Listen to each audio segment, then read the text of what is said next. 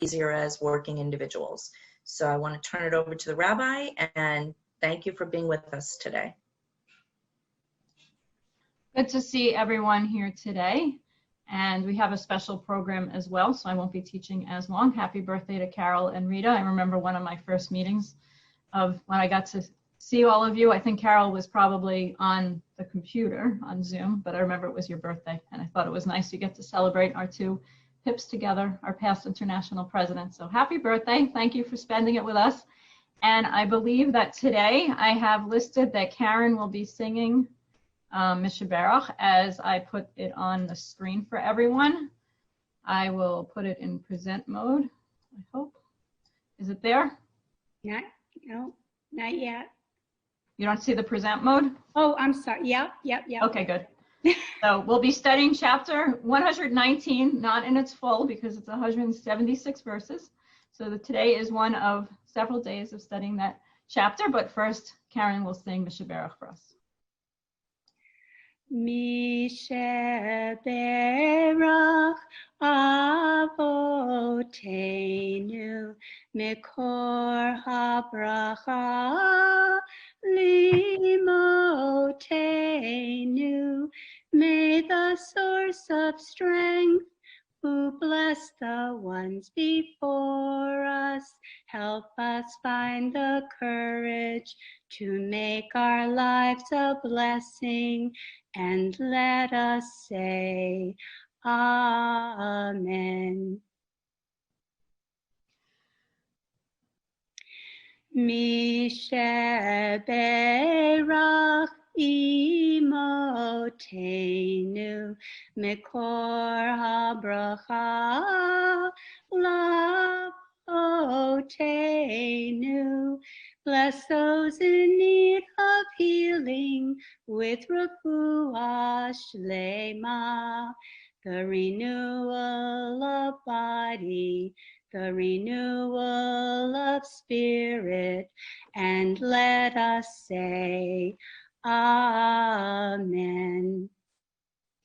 Yasha Kochech, you have a beautiful voice, and thank you. And we pray for healing for all those body and soul, and healing for patients as we all move towards the high holidays with lots of different transitions and changes this year. If anyone has children, you know that the idea of a hybrid learning situation, one day in school, one day not, it's a test on everyone's patience.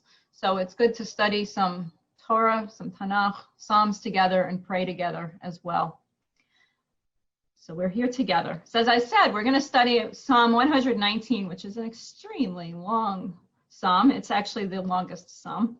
176 verses. It's actually brilliantly laid out, I think, where David wrote it as an acrostic, if we believe that David wrote it.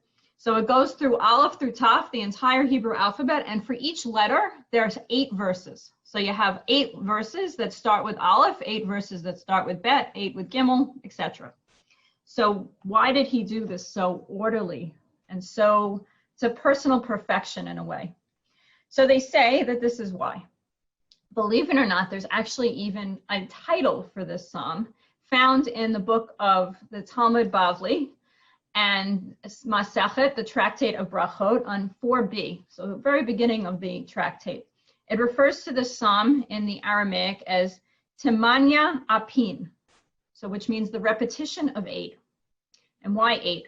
Whereas 7 symbolizes the power of this world created in 7 days, 8 symbolizes the reliefs from desire of the mundane world, which distracts a person from spiritual aspirations.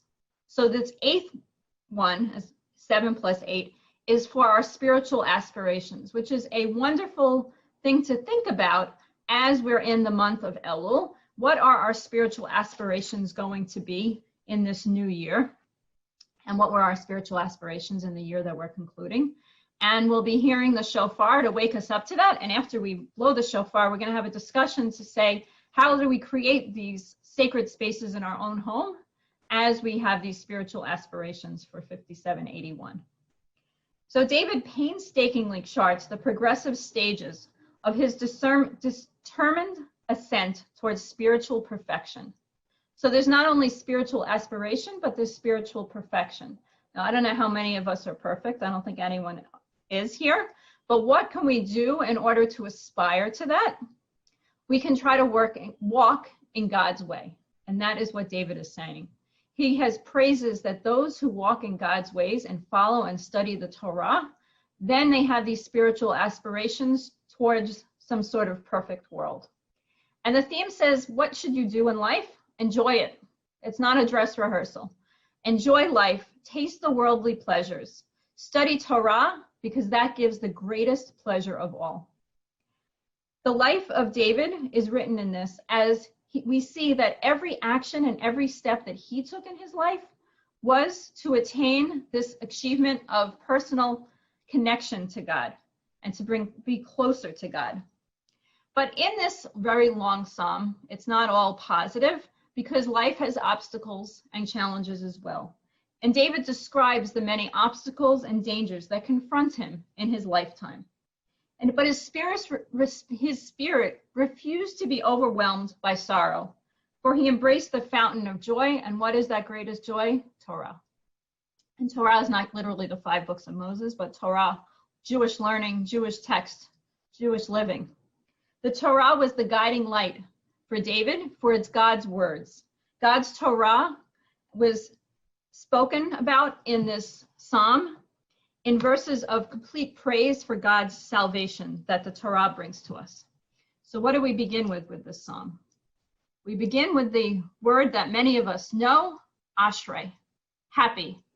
Happy are those whose way is blameless, who follow the teaching of God. Happy are those who observe God's decrees, who turn to God wholeheartedly. They've done no wrong, but have followed God's ways. You've commanded that your precepts be kept diligently. Would that my ways were firm in keeping your laws. Then I would not be ashamed when I regard all your commandments. I will praise you with a sincere heart as I learn your just rules. I will keep your laws, do not utterly forsake me. So all these verses start with the letter Aleph, and we're praying that who's the one who's happy? The one who's happy is that we follow God and that we're blameless. Now, to be mim is complete or perfect. So that's where the concept that I was saying orally was that it's the perfection. To me, me derech. So the way is blameless, and the way is perfection. And how do you do that? By following God's decrees, the whole lev, with your entire heart. So not half-heartedly. You got to do it with your entire heart. They've done no wrong, but have followed God's ways. Now, you might say, if we didn't do any wrong, why do we have Yom Kippur, where the whole day we're saying, I did this, I did that, al chet shechatati lefanecha, and all these sins that I sinned before you, God. But we know that none of us are perfect. And we're to keep God's words diligently. Lishmor me'od. So me'od is very. So the lishmor me'od is that you observe very much, that you really observe it. And we have one of the words that is frequently used in this first couple of verses is derachai, derech, that the way. And you think about that halacha is from the root, which means Jewish law, is from the root he lamed chaf, which is to go. So what does halacha do? Halacha teaches us the derech, the way to go. And we shouldn't be ashamed because of the commandments. We're here to observe God's commandments. And if you didn't remember before, how are you supposed to do it? In verse 7, levav, that you're supposed to be yosher levav, not bechol levav, not all your heart, but in the straight heart. So you really have to do it sincerely. And I'm going to keep your laws. And what do we ask of God? That God won't forsake us. Al ta'ezveni. It's the same word that we sing in the Shema Kolenu. God, hear our voices. Do not leave us in our time of need. So we follow this because we're in this relationship with God. We're in this covenant with God.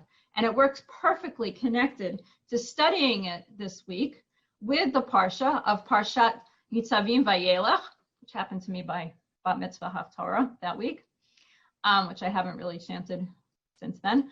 But Nitzavim Vayelech, we begin that we're all standing at Sinai, and God says to us, it's not only those standing here today, but everyone coming forward is standing here as well. So we all stood at Sinai together. We follow the Torah as we read in the first verses of this psalm, because we're in this relationship, we're in this covenant. And in the Parsha, it says that we were standing at Sinai together. Why? Because God has made this covenant with all of us. The beginning of the Parsha, I'll read to you, verse 13. Velo itchem levadchem anochi koret et habrit hazot. Habrit. So it's not only you that I have made this covenant with, but it's also all those afterwards. So we really have to think about that covenant. How many of us think about that covenantal relationship with God? And that's why we're all about this. So I was realizing that I was going quickly because I wanted to get to the second part where how to create a sacred space, but we had announced that it was going to be at 12:30. So I don't want to start it too early in case anyone comes exactly at 12:30.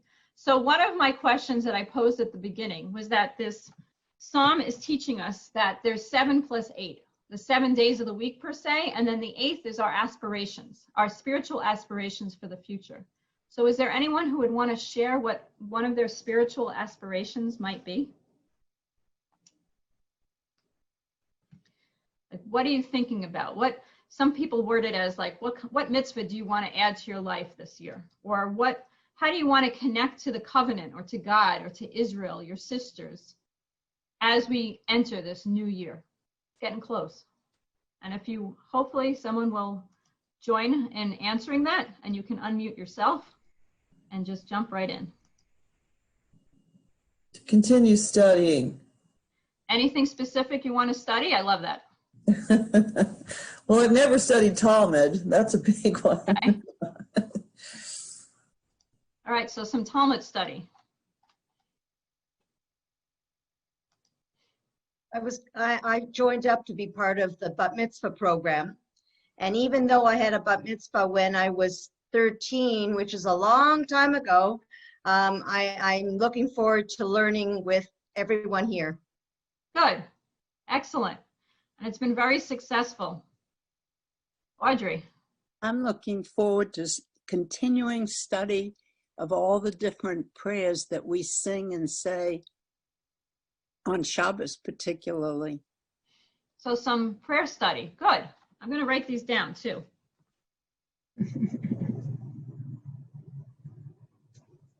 Sally.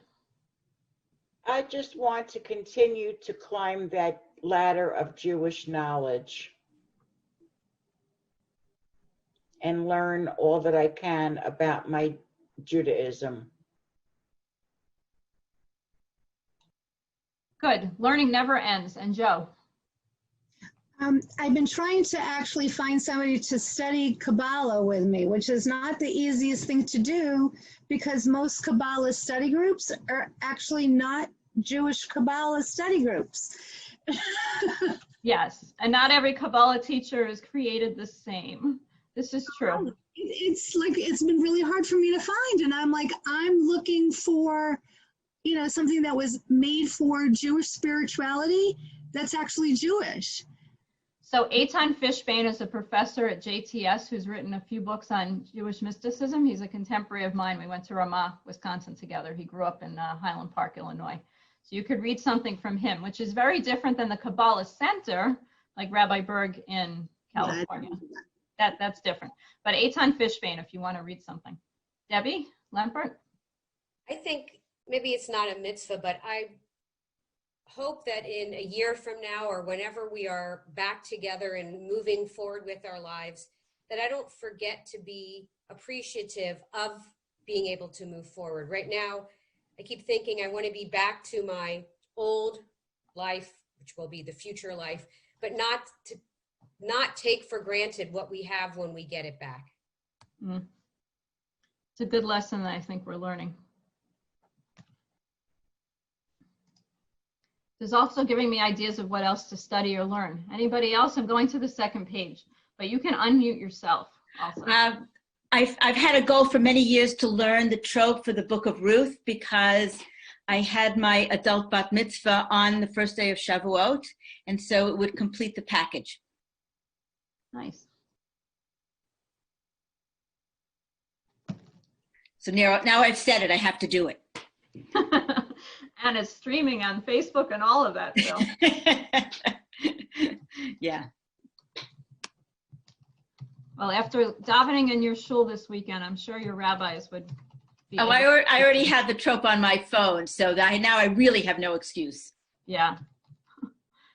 I have two things. One is to complete chapter 9 of the book of Esther. I chant only part of it, so I want to learn to chant the entire. Plus also on a daily basis, we say the Amida 3 times to really break it down and learn what the different prayers are, what they mean, you know, so because if you go to a minyan, you race through it in a 10 minutes service or 15 minutes, and sometimes you don't know what you're saying. So to break down the 19 prayers or whatever amount is. That's good. And you know, sometimes in a lot of shuls, they tell you don't necessarily, unless you're leading the service yourself and you're the shaliach tzibor and you're the one leading, be on whatever page is meaningful to you at your own speed.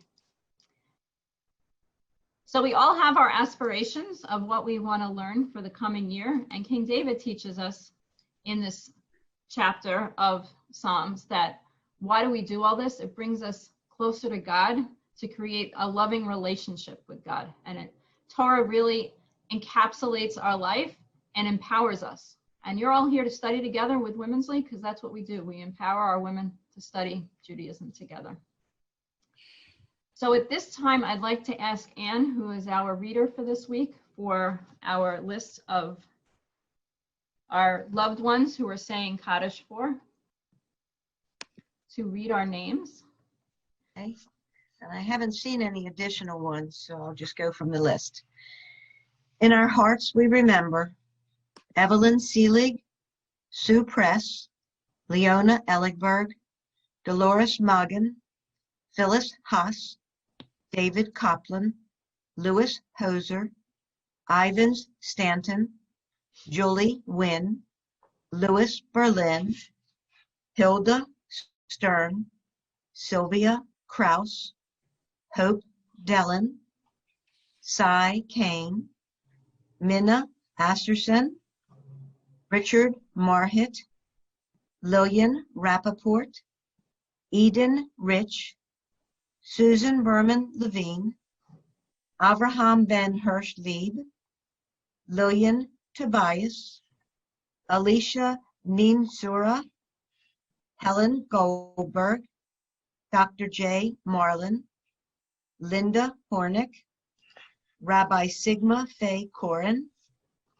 Donna Spector, Samuel Ben Chaim, Andrew Curtis, Rabbi Ken Roseman, Hannah Rich, Stephen Lazarus, Moisha Miller, Stephen Carlin, Richard Marek, Doris Kaufman Shaman, Benjamin Zimmerman, Moshe Eliezer, Thornton Soup Saferstein, Dr. Merrill Goldman, Herb Lubars, Julie Horowitz, Allison Stopel Weaver, Harold I. Abramson, Judy Berger, Madeline Saul, Rabbi Micah Kaplan, Nisan Yisrael Ben Yaakov Aryeh,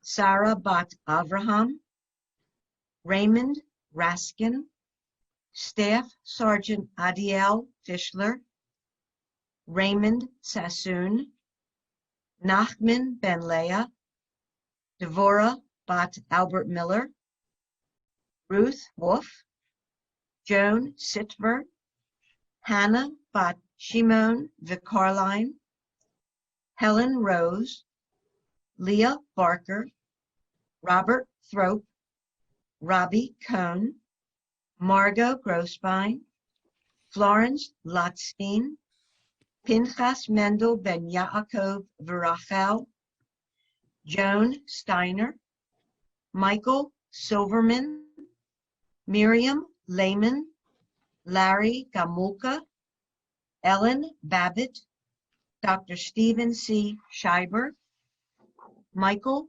Barr, Adrian Villa, Waylon Beth Wingen, Lucille Vey, Rabbi Aidan Steinsaltz, Gary Kaplan, Theodore Fishman, Carol Hope Taub, Jordan Davis, Randall Craig Fleischer, Tim Wilson, Michael Ward, Selma Maisie, Mel Crouppen, Dr. Sheldon Shine. May their memory be for a blessing. Thank you. And it's also the yurtzeit of Irene Schreiber. And I believe that I read it was the yurtzeit for Helen Citron today too. But I can't find the email now. Does anybody else have any of yurtzeits or any recent passings that they want us to add to our list? Please unmute yourself at this time. You can add them. And as well, please unmute yourself and rise if you're going to be reciting the Mourner's Kaddish at this time. And as we all unmute ourselves and recite the Mourner's Kaddish together, I'll be pointing to the words so that we can read together at a slow pace. Yitzgadal, Yitzgadash, Shemei, Rava, V'yalman, Ra, Yirutei, V'yamlich, Malchutei, V'chayekun, V'yomei V'chayei, V'chol, Yisrael, Ba'agala, Uvizman, Hari, V'imru, Amen. Yehei, Shemei, Abba, Rav, Yalam, Mei, Omaya. Yitzvarach, Yishva, Yitzar, Yitzram, Yitznaseh, Yitznar, Yitzaleh, Yitzhalal, May, Kedusha, Rifu, La'ela, Imkol, Birchata, Shirata, Tushbechata, V'nechemata, Ta'amiran, Alma, V'imru, Amen. Yehi, Lama, Rava, Shemaya, V'chayim, Aleinu, Yalkol, Yisrael, V'imru, Amen. Aseh shalom b'mroma. Aseh shalom. Leinu, Yalkol Yisrael, V'imru, Amen. Amen. We remain standing at this time if you are able to. I'm just going to mute everybody. Toby Mazer will unmute herself, who will be sounding the shofar for us today as we are continuing with our waking up during the month of Elul as we prepare ourselves for the new year. Toby.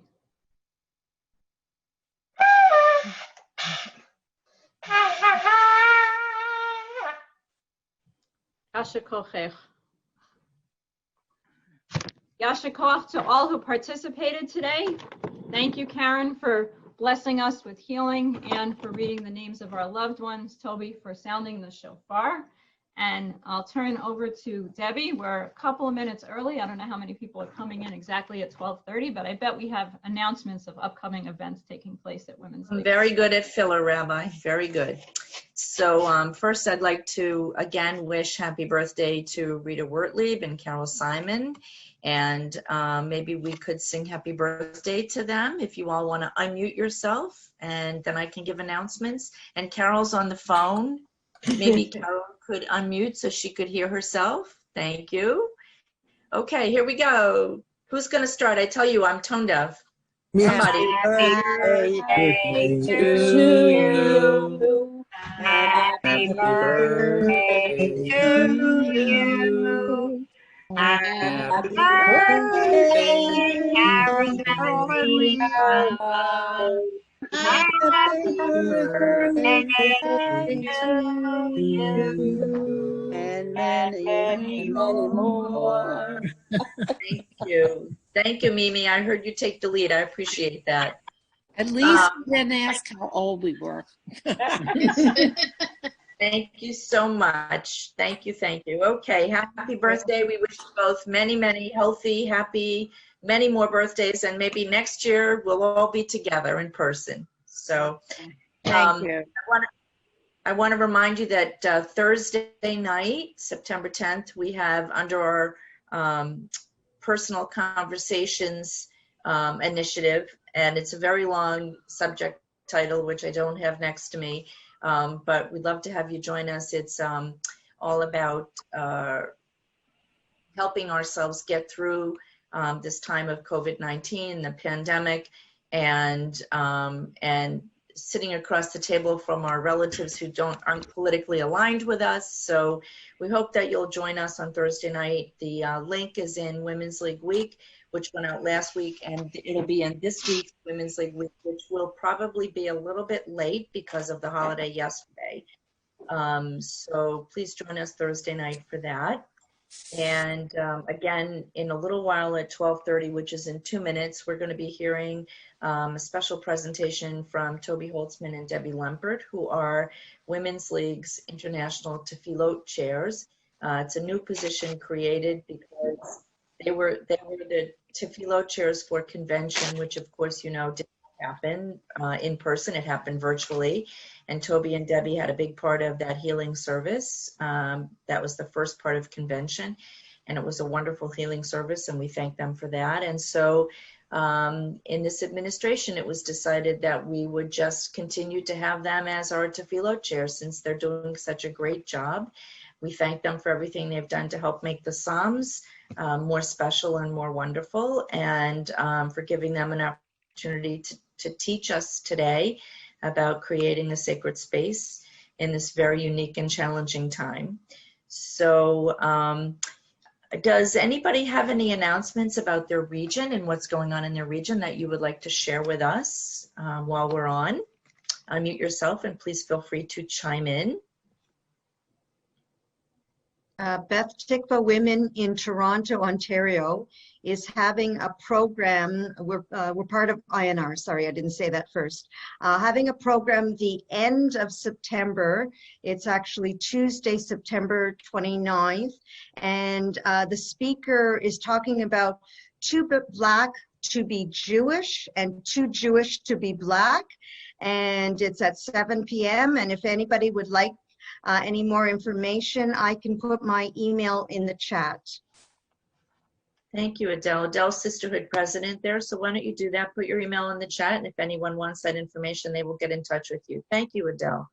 And that's International Northeast Region. Anybody else? Temple Sinai in Dresher, Pennsylvania already had a program that that might interest people. We had a woman, well, a congregant, sisterhood member, who invited us to send in the name of the shtetl where we originated from. She did research and she did a presentation on shtetlach, and she is agreeable to doing that for any synagogue that would like. Give her a little advance notice. She'll research and do like a 45-minute presentation. Beth, why don't you put your email in the chat so if anyone wants that, they can get in touch with you. Okay. Okay, thank you, Beth. So it is 12:30, and I'm going to turn it over to Toby and Debbie. Rabbi, did you want to introduce first, or are we just going straight? Do a brief introduction. This There you go. year, it's going to be totally different for the high holidays. I know some people may be in their synagogues. There are places that are choosing to allow some people in, some people not. Many of us are going to be having virtual services at home. We may be used to this already because it's the third major holiday we did that. Why was this Passover different than all other Passovers? Most of us probably never had a Zoom Seder before, and I could almost say that in the future we might have another one, because it was kind of nice to have people at your Seder table if you Zoomed, that may have never been able to be there otherwise because of our space. and how far apart many of us live. And this Rosh Hashanah and Yom Kippur will be very different too, that you can zoom in and have services right in your own home, but you still have to make it a different type of space. Make it a mikdash, a holy sanctuary. So it's a wonderful thing that our Tefillah co-chairs, which now it's virtual, but will be in person at one point, will be discussing with us how we can all create a sacred space in our homes during this high holiday season. So Toby and Debbie, thank you so much. I don't know if you were going to share screen, but I made you both co-hosts. This is streaming and it's also being recorded, so we can post it on our Facebook, on our website later. It is on Facebook right now. So it's all yours. Thank you. I'm going to go ahead and start. So Toby and I have been talking about this and working on this for a while. Toby's been pointing out all these different websites that she's found that are posting information. I actually was introduced this idea of praying at home and praying with home, which I'll explain in a minute. This summer, I took some classes with Karina Silberman, who used to do Shabbat at the 92nd Street Y. And I took classes with her on how to get beyond the screen for family high holiday services. And she talked a lot about creating, she called it a bama, like your own personal bima. I've chosen to call it sacred spaces for my family that I'm going to work with. And the idea is we are not only praying at home, but we have to deal with the challenges with home. So we work in places in our home. We go to school in places in our home. How do we get out of that space and create a space where we might have the phone ringing? We may have distractions, the computer, we're in front of it. You're tempted to check email, to look at Facebook. How do we create a situation where we won't have those distractions? And so for my own personal family, we will set that space up in our living room. We're going to connect our computer to the TV, thanks to my techie husband, and we'll be sitting on our couches. We won't have access. We'll put our cell phones away. The computer will be up on a cabinet, so we won't be able to see if there's emails. But for when I do the family service for Rosh Hashanah, my husband wants to be in that space for the service, so I took over my daughter's bedroom. So if you can see the space I've created, some things to get ready, to get ourselves ready. It's not just about the space, but ourselves. Morning meditation, as Toby talked to me about, getting up in the morning before you even get out of bed, to be thinking about this is the high holidays. It's a different time. To get ourselves mentally prepared for the holiday. Something that's going to be different for me is dressing up. This is dressing up normally, not being in my workout clothes, but actually putting on a dress, putting on shoes, and putting on makeup, all those things that maybe we don't do every morning, as if we're going to services. Putting on jewelry. I would put on my Women's League necklace. Maybe there's special jewelry. I happen to have a pair of earrings, they're not in today, that were given to me when my grandmother died. And I will wear those so I feel her with me. So I'll probably wear those with her. Have your talit on like you normally would if you do that at services, and your prayer book with you. Something that Toby talked to me about is practice being comfortable singing out loud while you're muted. And lucky for you, nobody can hear you except those people in your house. And if you aren't one who tends to sing well on key, nobody cares. No one will be hearing you. To prepare ahead of time, looking at some poems and meditations. I personally have been lucky to get the Jewels of Elul, and then I also get something on WhatsApp. And the other day I opened my WhatsApp and there was Rabbi Woolensfield talking to me. So that was getting me to think and prepare for the holiday. In regards to space, I tried to be out of my workspace. This is my daughter's room. I do use it sometimes. She's away at college. I have a I tried to find something as white as possible. I don't know if you can see it, but I'm sitting on a white quilt or off-white quilt, making it comfy, trying to think of how to bring in white for the high holidays. I'll probably set my table as if it's a holiday table. I'll put on a special tablecloth, put out candlesticks. I have my own little sacred space here. And so I've put together, I have, oh, this one came off. I bought little tea lights, just electric, because I'm going to need them for my family service. We're not asking families to have regular candles. And I have some shofars. This is a kid shofar all my families will be getting, but I have a shofar my son made and a big shofar in the back. I have pictures of my grandparents and my husband's grandparents who are no longer with us to give me that feel of being surrounded by family. I'm lucky enough, I will have family. And comfy pillows and just a space, lighting a nice scented candle, place to just relax and be ready. And sorry, Toby, if I took some of your ideas. You're welcome to redo them. Toby, you're up. I guess we just had a little bit of a miscommunication because I thought you were doing space and I was doing more self. So sorry about that. I thought you were going to share resources. So yeah, okay. So I wrote out this whole thing. I'll just go through it a little bit, even though it's repetitive.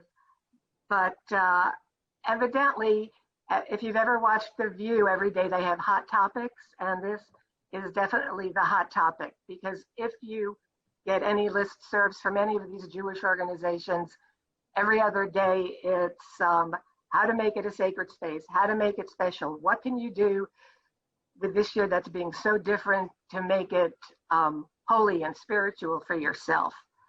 And this year, our home actually has become the place where we are going to be having this very special encounter with God. And it's important that our spaces and ourselves are ready. And we should be preparing this entire month. So don't wait until a day or two before Rosh Hashanah. Probably many of us will be cooking, if not so much cooking. We're still doing some cooking. We're doing some baking. I was thinking about in the morning, instead of just jumping out of bed, sit there for a while, do a little meditation, say a prayer, listen to yourself breathing, stretch, remind yourself what day it is. I actually do this every day because we're here now 7 months, and they kind of all glom into each other. And every morning when I sit up in bed with my cats, I say, today is Tuesday. And it kind of puts me where I am in the frame of the world. And also allow yourself to be grateful for the things that you have. I was reading on one of these grief groups that I belong to that you shouldn't focus so much on everything that you've lost, but on everything that you had and on everything that you have. And that's a good way to start your day. Begin it a little more serenely. And if you start these things now and practice them now, you'll be in a good place in 2 weeks. And then I was thinking, if you remembered, some of you are as old as I am, how when you were a little girl, everybody got dressed up for Rosh Hashanah. At my shul, Jamaica Jewish Center in New York, all the women took out their furs. It was before climate change, so sometimes it actually was cool. And all the girls and boys got new dresses and new suits. So it's really important to, if you've been used to wearing your bunny slippers, to get dressed up. And if you're by yourself, well, why shouldn't you get dressed up by yourself? And it makes it a special day. And it lets you know that this is important and that you yourself are important.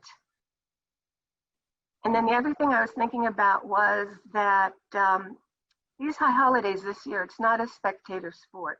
Whether you're going to be live streaming or Zooming or teaching, it is, as Debbie said, important to join in. If there's a response and it's amen, say amen. And It may seem awkward, it may seem silly to you, but really get involved with what's going on the screen. And then something actually that I read today, pick the service that you're going to go to and stick with it. Don't shop around, don't multitask. Rosh Hashanah, Yom Kippur are not the days to be doing that. You should be focusing your attention on that one thing.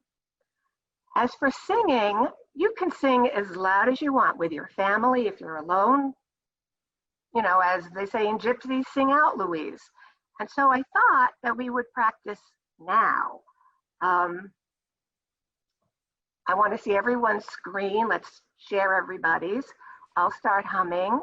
It's something that I learned from Kazan Pomerantz Burrow, and she taught this at the last in-person convention that we had.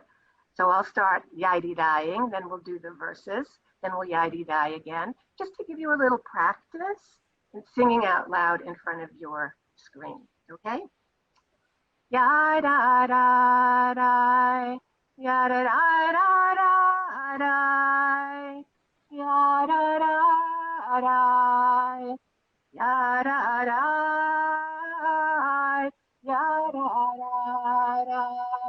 yada-da-da-da,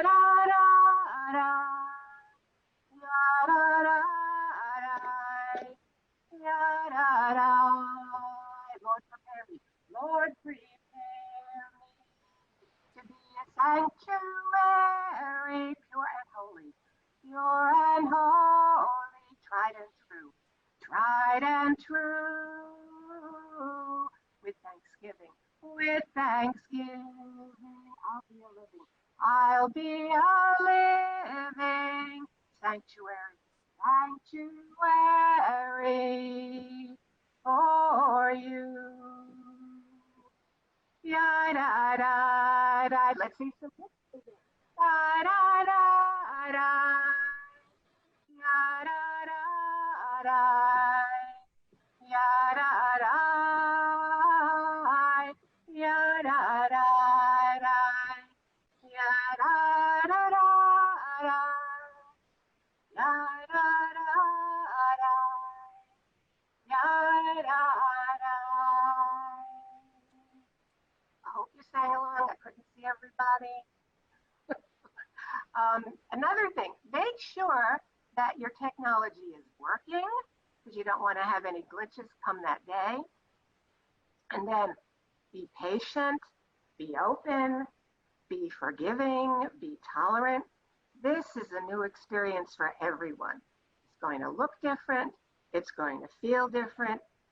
Please know that your clergy team and your lay leaders have worked really hard to make these days meaningful and special. You, their congregation. So things may go wrong. Things probably will go wrong. And that's okay. Have an open heart and be thankful for the many blessings in your life. And I have a little prayer. So, may I begin this year fresh and open to the possibility of transformation. Though the future is uncertain, I release this past year with all its difficulties and joys. I open my heart to receive the blessings of the new year. May I return to my true self and be strengthened as I continue my journey of Tikkun HaLev, repairing the heart, Tikkun HaNefesh, repairing the soul, and Tikkun Olam, repairing the world. It looks backwards. I got that prayer and many other things from, if you go to jewbelong.com, they have a Rosh Hashanah booklet with readings and prayers and suggestions and ideas, and you can download it and print it out yourself. There's also, we're going to put this up in the chat. There's also myjewishlearning.com, judaismunbound.com, ritualwell.org, and jewishlive.org. And I started doing some research, and then there are really like so many others. Just a word of caution. Make sure when you're looking for sites, you don't accidentally end up on any of the messianic sites. Sometimes it's hard to differentiate between theirs and ours. until you come upon the J word, and then you'll know you're not where you should be. And do you okay? Were you going, Debbie? Were you going to give that sheet that we did? I did put it in the chat. Okay. Okay. Not all of them came up well. Rabbi Ellen, can we send this to someone and have it go in the? Yes, I was actually just going to text you and say that. If you send it to me, we can put it in our Women's League week for this week. So Awesome. Thank you. Okay. Do you want to share your other idea about the screen decoration? Oh, right. Well, I have these two, I call them the babes, my twin grandchildren, boy and girl. They just turned 4. So I thought maybe I will try this with them, though they won't be physically here with me. But for those of you who have grandchildren who will be with you or who won't, or you want to have an activity to do with them, I thought it might be really cute to get some paper and give them some paints or crayons or any other kind of artsy thing, and have them make a frame, a border for your monitor. And you could suggest shofars or apples or any kind of Jewish stars or anything. Get potatoes and do a Jewish star on them and pound them all over the place. But it's another way to get your little people involved in the holiday and have them a little bit invested, and to make your computer monitor a little bit different from the way it is every day. I think the idea is to try to make it special, whatever that means to you, whatever that feels like to you, but to make it wholly from the normal. So hopefully you've gotten some ideas. I think that's all we have for you today. I think that's what we have for you today. That was fantastic. Thank you. And Debbie and Toby, do you want to open up for a few minutes of comments? I know Mimi has her hand raised. So Mimi, if you want to unmute yourself and share. First of all, I thought this was a lovely presentation and it gave me some ideas too. But as part of the preparation for the holidays, and many of us might not be comfortable, as you said, in front of the screen and having that whole aura of the high holidays. And if you could end up by making it something that you're more comfortable with over the next couple of weeks, if you haven't done so, try to tune into or try to zoom into whatever service you might be able to find. See how synagogues or how your synagogue is handling it. Many synagogues have 1, 2, or 3 services a day. There are services on the weekends, on Shabbats. If this ends up being something that's not out of the ordinary for you, it'll be so much easier to be in your own thoughts rather than out there saying, oh my goodness, look at this, look at that. But this way you can still concentrate on being in your own thoughts because it's not such a brand new experience being in front of the screen. Right. My synagogue we've been calling older congregants to make sure that they have technology and they need help. And Slichot is the practice service where they're asking everybody to tune in to Slichot, and then if you have any problems after Slichot, they'll have someone help troubleshoot you. So I think it's a great idea not to wait until the day of, so that you can get technical help if you need it. Right, right. Our synagogue this evening is having a dry run for everybody, so to iron out all the little glitches.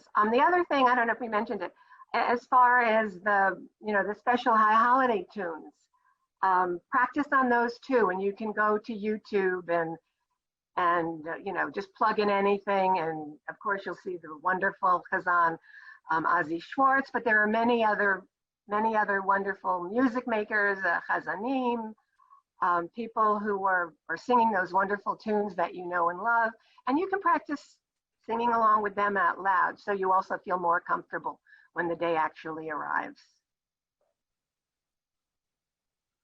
Any other questions or comments? Or ideas?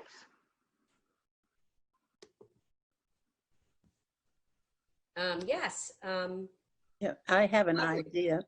There are some people who are homebound who probably do have problems with their computers and things. but those people ought to be contacted first, like the beginning of next week, just to be sure that they're ready and set for the holidays and they haven't been forgotten.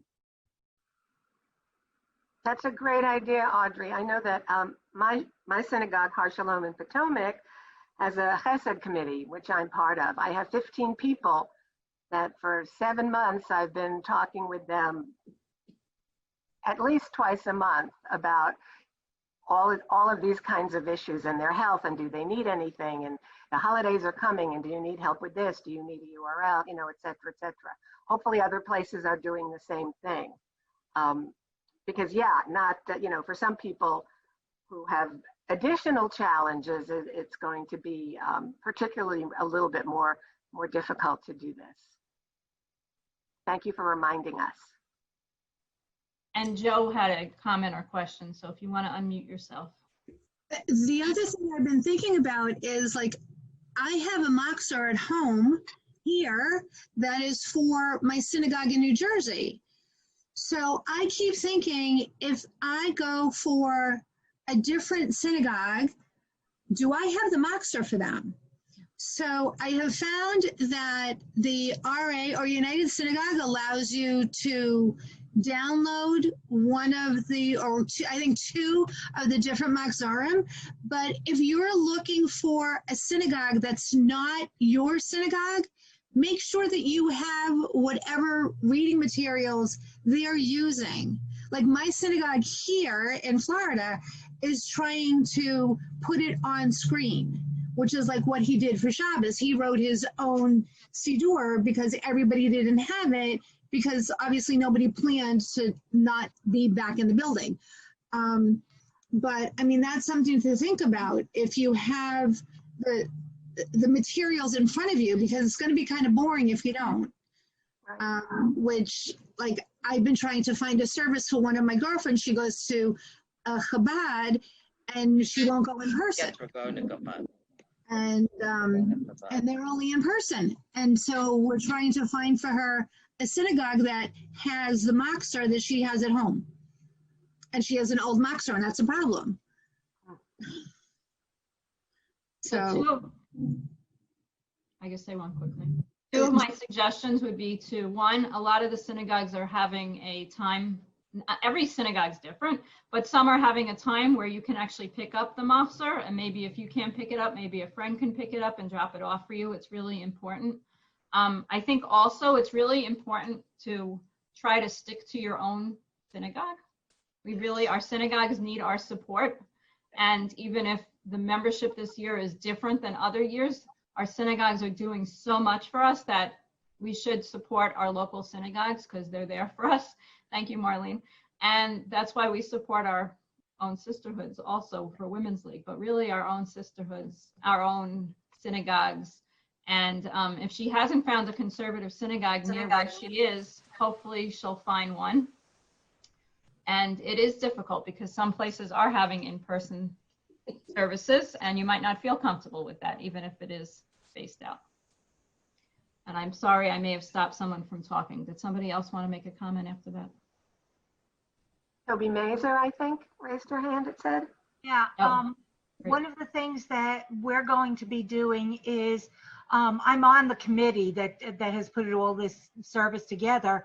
And what I did is I took the our old book and our new book and compared the pages, and I'm making an outline of, if you're using this book, we're on this page. If we're using the other book, you're on this page. We're putting either the name of the prayer or the first 2 or 3 words of the prayer to go along with each one of those pages. And I have all of the emails from my entire congregation. Fortunately, it's extremely small, but I'm sending that in advance to people who have contacted me and said they're going to be joining us for the Yom Tovim, and that I'm sending it to them in advance so that they can kind of look through their own book if they have one, a family book, and they'll be able to write down what pages in advance so that they can pretty much follow the service. That's wonderful. we've had that with the downloadable book online for B'nai Mitzvah, and it's not the same page numbers as the actual book we're using. So when the rabbi calls, or someone calls pages, they call in the prayer book and in the online prayer book. So it just gets a little complicated, but we're finding ways to do it. Debbie Green had her hand up. My cousin, who is usually on the Zoom, but today she's listening from her phone, just texted me that one suggestion that I believe her synagogue came up with was, if you can, raise your computer screen, your monitor, so it's a little higher than usual. So you're kind of looking up as if you're looking up at the bima. It's from my cousin Susie. Thank you, Susie.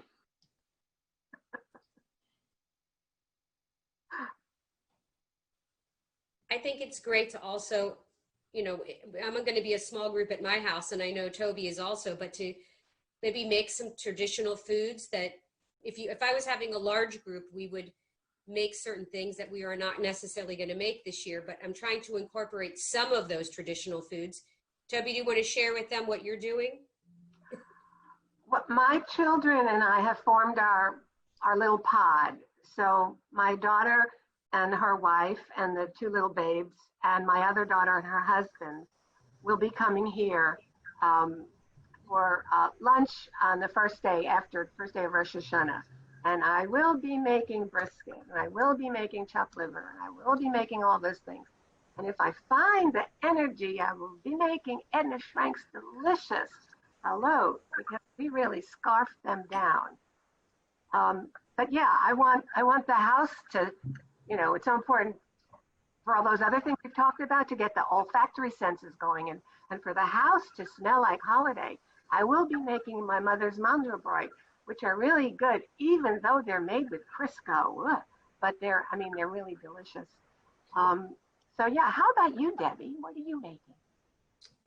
Well, we're actually participating for Erev Rosh Hashanah. Our synagogue, when Passover came and we all shut down, our synagogue worked with a neighbor of mine who's a caterer and created Seder meals along with everything for the Seder plate.